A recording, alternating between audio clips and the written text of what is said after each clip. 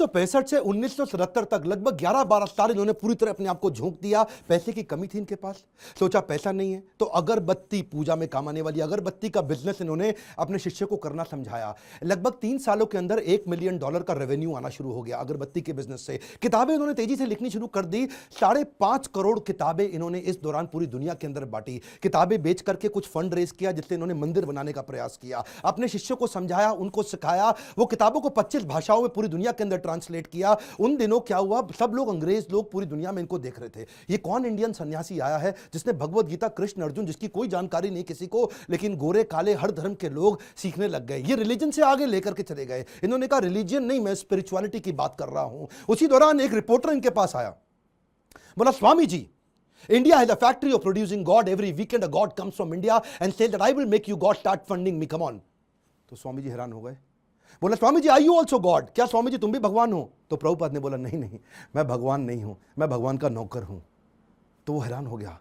पहली बार कोई ऐसा व्यक्ति आया हिंदुस्तान से जो बोला मैं भगवान नहीं हूं, भगवान का नौकर हूं।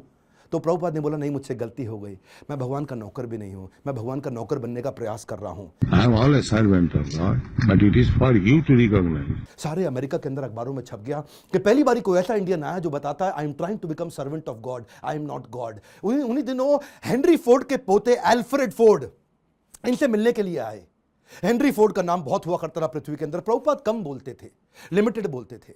जब एल्फ्रेड फोर्ड इनसे मिलने आए तो प्रभुपाद ने केवल उनसे एक ही क्वेश्चन पूछा, where is Henry Ford now? अब हेनरी फोर्ड जीवित नहीं थे, बस केवल उनकी आंखों में आंख डाल के प्रश्न पूछा।